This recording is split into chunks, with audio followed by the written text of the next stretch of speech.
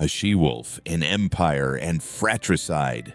And at the end, you'll discover why Romulus vanished rather than died.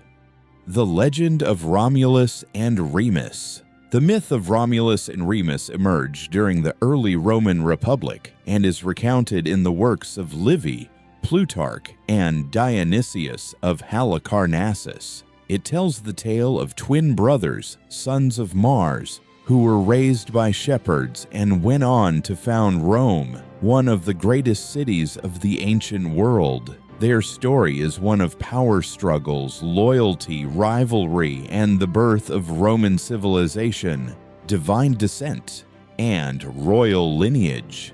According to legend, in the city of Alba Longa, King Numitor, a descendant of the Trojan hero Aeneas, was overthrown by his brother Amulius. To eliminate any potential heirs, Amulius forced Numitor's daughter, Rhea Silvia, to become a Vestal Virgin, a priestess sworn to chastity. Yet Rhea became pregnant and claimed Mars, the god of war, was the father of her twins. Enraged, Amulius ordered the infants to be thrown into the Tiber River, but the river had flooded and their basket was gently carried to the bank, where, according to myth, a she-wolf nursed the boys. This image, a she-wolf suckling two infants, became an enduring symbol of Rome, raised by a shepherd in the wild.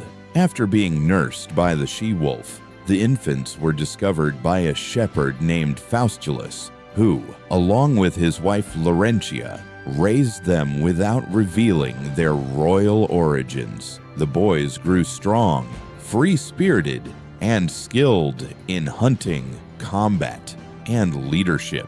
They quickly rose to become leaders among the local shepherds, and eventually led a rebellion against Amulius's tyranny. They did not yet know who they truly were, but fate had destined them for greatness. Returned to Alba Longa, justice restored.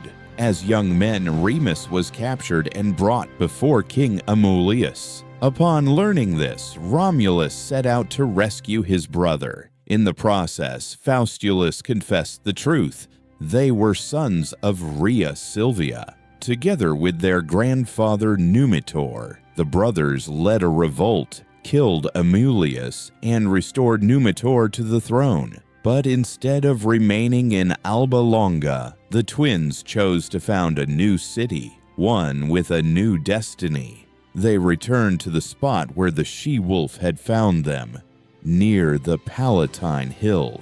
A dispute over omens and destiny. The brothers agreed to found a city, but quarreled over who would rule it and on which hill it should be built, Aventine or Palatine. To resolve the dispute, they turned to augury, the ancient Roman practice of interpreting omens through the flight of birds. Remus saw 6 birds first, but Romulus saw 12. A dispute broke out. Who was favored, the first to see, or the one who saw more? This quarrel would prove fatal. Fratricide, the death of Remus. Romulus, convinced he was chosen by the gods, began building the city walls. In defiance, Remus mocked him by jumping over the walls, and Romulus killed him. According to Livy, Romulus declared, "So shall perish whoever dares to cross the walls of my city."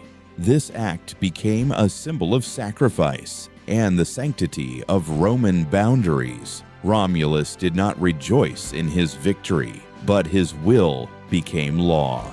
He completed the city's construction and named it Rome after himself.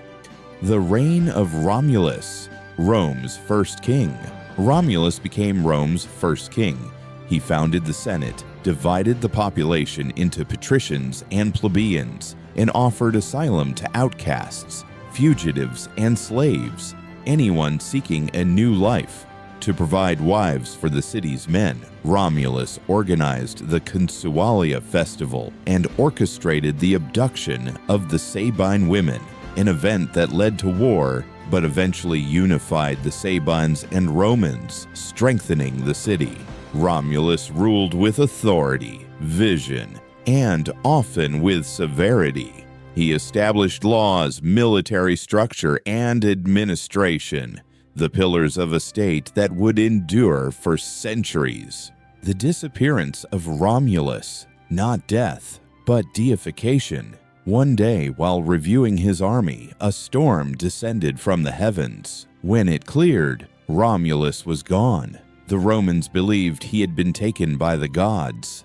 A man named Proculus Julius later claimed that Romulus appeared to him in a vision, declaring, "I am Quirinus, a god. From now on I shall watch over Rome from above." Thus, Romulus became not only Rome's founder and first king, but also its divine protector. His story did not end in death, but in ascension. The meaning behind the myth.